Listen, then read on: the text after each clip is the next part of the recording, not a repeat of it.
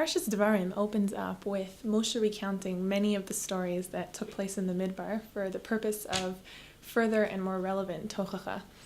One of the stories that he recounts is the story of Chet HaMeraglim, which I hoped now to try and come out with a lesson that is particularly relevant for people who are about to be spending a year in Eretz Yisrael. In our parsha, in Perek Aleph, Pasuk Lamed Daled, we see the reaction of Hashem to all of the negative things that happen from the report of the Meraglim and then from the reaction of Bnei Yisrael. The Pasuk says as follows: Vayishma Hashem es kol devrichem vayiksof vayishava limor. Hashem heard what you said and he was very upset, and he said as follows: Im yira'eh ish ba'anashim ha'ele hador hara hazeh es ha'aretz hatova asher nishbati laseis la'avasechem. No one in this generation that has done this sin is going to be entering the land of Eretz Yisrael.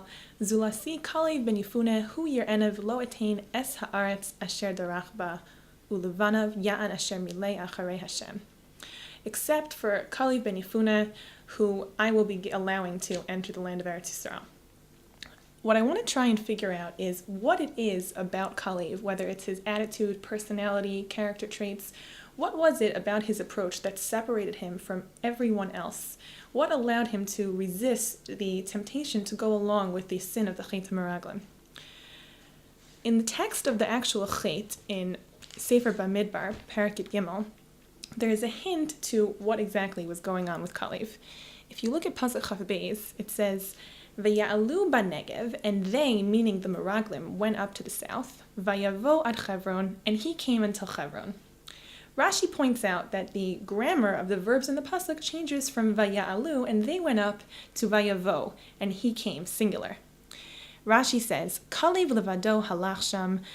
Kalev himself went there to Chevron, v'nishtatach al kivrei ha'avos shelo yehe nisat l'chavirav lihiyot be'atzatam.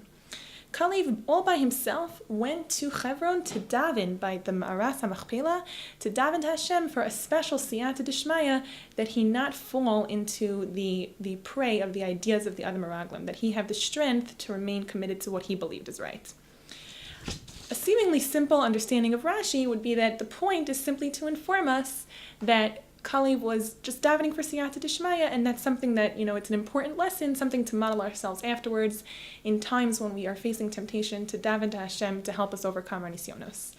Rav Soloveitchik is saying that the difference between the perspectives of Kalev and the rest of the Meraglim is that he understood that there is a special spiritual potential inherent in the land that is meant to be actualized. It is a special opportunity that one should approach with an elevated perspective.